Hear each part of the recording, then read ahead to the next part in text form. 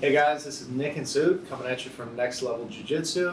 My director tells me I should be more engaging, more entertaining. So hey, Nick, Next Level, woo! Anything? No? You guys don't care? I didn't care either when he mentioned it. But he thought it was really important. That was pretty funny. Yeah, so anyway, moving on. This weekend we got Demian Maia versus Ben Askren. Let's talk about the fights in the past weekend. Bro, you're like ruining my swagger. Alright, you go ahead. We can talk about this first and then. What even happened this past weekend? There was two pretty good fights this past weekend. All right. Let me know. Fill me in.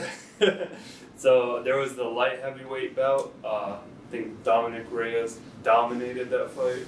Have you watched that one? Poning Chris Weidman. Yeah, didn't he lose his past 6 fights or something? I saw Chris Weidman came out today and was like, "Oof, I'm gonna make a title run." And I was like, "Have you not been paying attention to how things have been going for you? Have you not seen your record, bro?" But anyway, that was a really good fight. I didn't watch it. I saw some highlights. That dude, man, the way he pounded his face down to the ground. Dominic Reyes also, he got big, man. I don't know if he wants to call out John Jones next or. Speaking about John Jones, I don't know if you've seen this. There's a new Twitter battle. John Jones, Tony Ferguson. What? I know. So it was like a 178-pound weight discrepancy between those two. It was weird, but apparently Tony Ferguson came out on Twitter saying that, "Hey John, remember when I beat you back in high school?" It was like some kind of wrestling competition, I believe. And so he's like, "Hey, we can run it back up. I moved up a few weight classes back then, and I think I can do it again."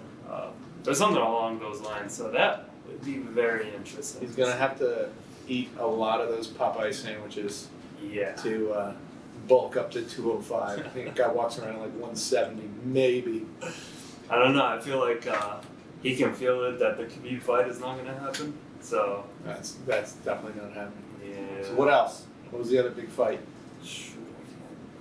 Well, it's not that big then. It was the one we were covering. Well, I can tell you this though: the fight this coming weekend, Demian Maia versus Ben Askren. I'm going to go ahead on record and already say this is going to be the most boring fight in the history of the UFC. Demian Maia, I think, has already been in like at least 2 of like the top 5 most boring fights in history, including the title fight he had against Tyron Woodley, where they literally set the record for the least punches thrown. This I mean, for grapplers, this is gonna be a really good event because they're gonna enjoy this. Especially coming from Ben Askren, a wrestler, and then Demian Maia, a very high class black belt in jiu-jitsu, and that's a name that's known around the world. Oh yeah, I mean, so. Demian Maia, former jiu-jitsu world champ, and Askren obviously tremendous wrestling pedigree, but neither one is a striker at all. Maia actually probably is the better of the 2 strikers, if that's even a thing. But I imagine they're both going to just be trying to push a takedown, and whoever kind of gets that takedown will win, if that makes sense, even though they're both going for the same thing. It's just kind of whoever takes it to the ground on their terms, I imagine that person will come out on top. But I picked Demian Maia to win this via kind of the way he wins all his fights, that slow crawling type of jiu-jitsu by submission. But if you're looking for action, if you're looking for punches and kicks to be thrown, it's not going to happen. However, I gotta say one thing. Ben Askren will definitely be hungry for this. Coming up from his last fight with Masvidal and that fastest knockout in UFC history. Never saw that knee coming, huh? Speaking of hungry, Ben Askren is the poster child for dad bod. Yeah, definitely. I don't know if any dad bod weird face. Yeah, if there's any UFC fighter currently, I know big country Roy Nelson used to have that that look too. But Roy Nelson, it was a little more of that gut, whereas Ben Askren looks like he just got off the couch and then decided to walk into the UFC. For a guy who trains as much as he does, I don't know how he has the appearance as if he's never lifted a weight in his life and never exercised. Maybe he's on CrossFit. I don't know. But that kind of brings that point of to shift a little bit going into boxing. Andy Ruiz, bro. I mean, that guy. You look at him, you're like, who the fuck is this guy? You know, unless you know who he is, and then you see him take down Joshua the way he did. Oof. Bro, that was not expected at all. That guy, even though he's definitely got some chub. Yeah. He's got a lot of explosiveness. Even I don't know if you've seen like those Diaz commercials where they show like the Ruiz highlights and him like jumping up and down. I was like, so this guy can jump pretty high. Yeah. No, that's very true. And obviously the explosiveness in his hands. But some of those guys, I think, like with him, like, that guy just likes to eat. Yeah. I think he's also losing weight. Like I saw a few pictures on his Instagram and a few videos a couple of days ago, and it looks like he's lost some weight. He's trying to. This just in: Ruiz loses 1 pound. Yeah, he's getting ready for that rematch happening in December. I'm really excited for that one. Yeah, I'm excited for that too. I don't know if Joshua took it 100% seriously the first time around. I certainly got the vibe that he did not. Ruiz took that dead seriously, as we saw by the result. He wanted it. But we were talking about it earlier, just kind of the training that these different guys use and the different training modules that some of these high level guys use. Whereas like Ben Askren has that look, like we said, of never lifting weights. But a lot of guys in jiu-jitsu, there's kind of a lot of guys have these different opinions where you have Nxt Lvl who goes out there and he does kind of like explosive, really pushing the pace type of weight training and different conditioning exercises. And obviously we can't argue with his results. He wrote the book, I think it was called Train to Win or Drill to Win. I think if you go out there and try to find it on Amazon, it's like $400 because for whatever reason they only made like 1,000 copies. So now it's gotta make money. Yeah. So now it's like some like prized possession if anybody actually has that book. But he always talked about that kind of drilling with that intensity, and kind of his whole workouts are intense. He lifts weights very intensely. He doesn't really like power lift. He lifts lower weights, tons of reps, really fast.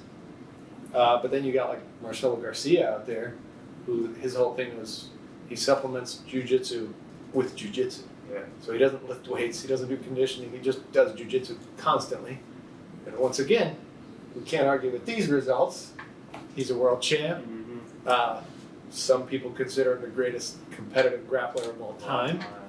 And then you got like Gordon Ryan out there who does like a straight bro split.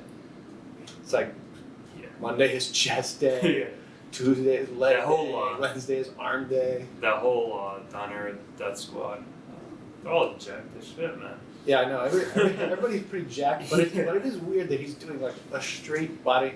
And sorry, Wednesday is not arm day. Everybody knows Friday is International Arm Day. So just to clarify, but yeah, they're all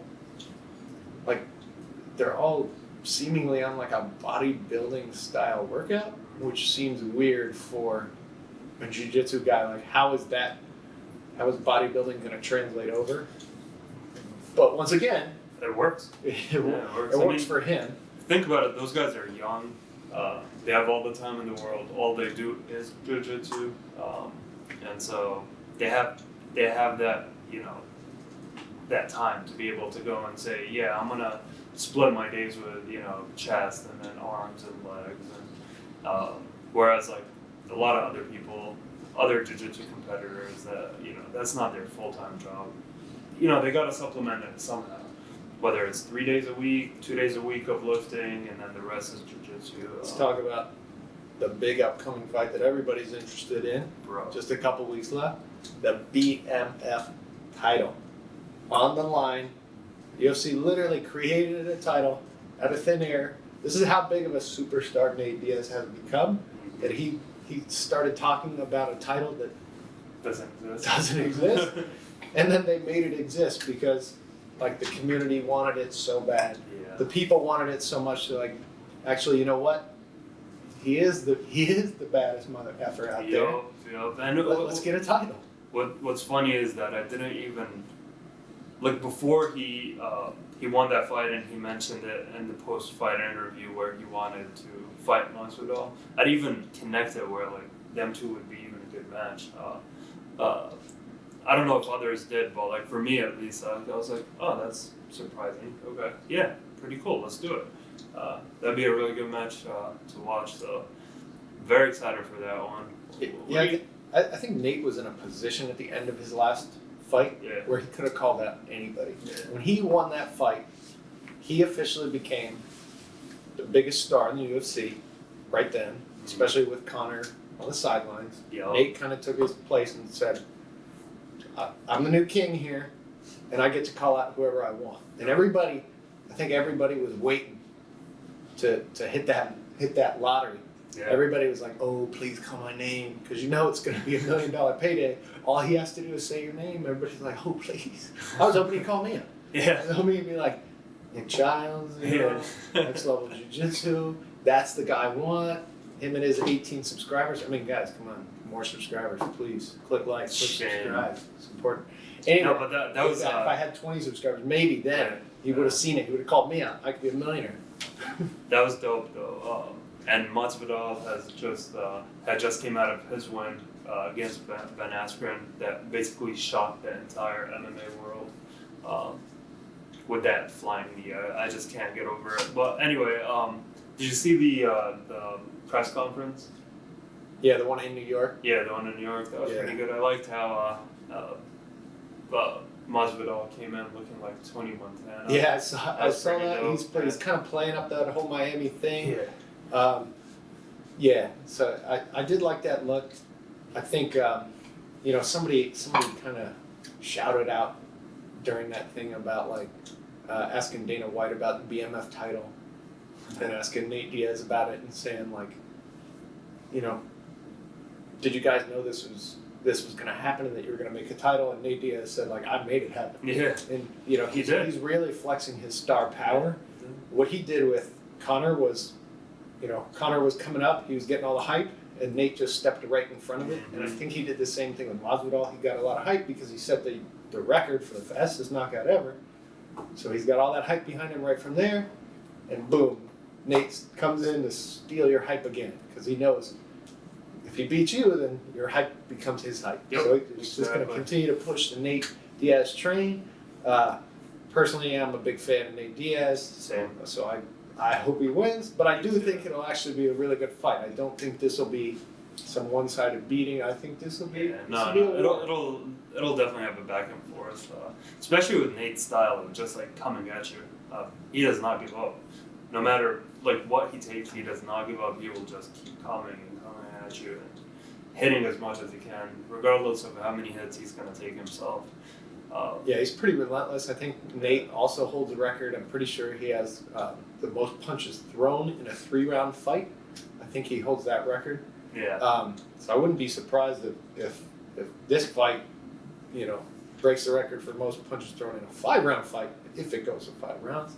So if it were to go to the full 5, I wouldn't doubt if this one broke a record like that, because both these guys, I think, are going to be pretty relentless in their attacks. They're not going to sit back. Either one of these guys is a sit back and chill kind of guy. They're both pressure fighters. Mm-hmm. They're both going to push the pace. They're both BMFs. Yeah, exactly. They're both BMFs, and this is for the title, which Nate Diaz said at the press conference. He is defending this title. So he's saying, even though you just created the title, I'm already defending it. It's around my waist already, and we'll see who gets it. I don't know what the Vegas odds are. Have you seen the odds? I haven't seen them, but have you seen who's handing out the title? Oh yeah, so The Rock. Yeah. The Rock is going to come in, so that's just adding to the hype. You're going to have The Rock come in. That's going to be a money maker for the UFC. It's crazy. I'm actually interested to see The Rock in a UFC cage. Just to even compare. even if it's just him just being in there, like just handing out a title. It's just kind of cool to see The Rock, who's like 6'4", like 270 pounds, just step in the cage for a little bit. Wonder if he can get the itch a little bit. We can set up him versus Brock. Yeah, was Brock Lesnar way smaller or? No, I mean Brock's a big guy. Brock's a big guy too. Yeah, he's a lot wider than The Rock, so I think he's only a little bit shorter, but he actually weighs more because he's just that guy is just crazy thick, especially like in the pre-USADA era before they really started testing. Brock was gigantic. Yeah. I remember I was at the fight when he fought Randy Couture out in Vegas for the title, and I remember like I was in the cheap seats and I saw Brock coming out and I was like, man, that dude's got a giant head. Like, I mean, I was like 1,000 feet away and I was like, man, that guy's head is gigantic. Everybody else's head looked, it's like ant size, so far away. But I was like, man, that's those traps. Look at that melon. Oh, that's traps, true too. His shoulders just had a direct line to his head. There was no neck whatsoever in there. Well, he's doing good for himself in WWE right now. So yeah, I think he's got some like crazy deal that he only has to show up like 5 or 6 times a year. So he's fighting. Here's another UFC. Oh, Cain Velasquez. Cain Velasquez, man. Cain, he announced his retirement from the UFC, moved to the WWE, surprised Brock Lesnar over there, and they're actually having a fight come up. Yeah, it's weird. We've got these former UFC people that are going to WWE as their next spot. Dana White, that's a message for you. Pay him more. Yeah. Pay your athletes. You got Brock, who started in WWE, then went to UFC, then went back. Yep. Then you've got Cain Velasquez, obviously, and Ronda Rousey. Yeah, so you got a lot of like legitimate star power. No offense to Cain Velasquez, I never considered him a superstar in MMA, even though he was the heavyweight champ. He never really had that kind of drawing power. So it'll be interesting to see how his WWE run is. He had that Ben Askren dad bod too. He did, which was weird considering that guy trained like an animal. Once again, I think he was in the I like to eat category, which is, doesn't matter how much you train, if you're just pounding Popeye sandwiches afterwards, like, you can only get so far. So what do you think about, just before we wrap up real quick, what do you think about the fight card for BMF? Yeah, personally, I think that entire fight card, aside from that title, is pretty much poo-poo. Man, I disagree with that. There's a lot of fights I'm very excited about seeing. Name one. Just one. Johnnie Walker, Corey Anderson. That's the biggest fight I'm excited for. I'm almost as excited as the title fight. Well, that's a ridiculous statement, but... Why? Johnnie Walker... As excited as Nate... Almost as excited because... Hear me out. Okay. Because I have very big hopes for Johnnie Walker. I think Johnnie Walker will be the new John Jones. There's just a lot of people are sleeping on Johnnie Walker.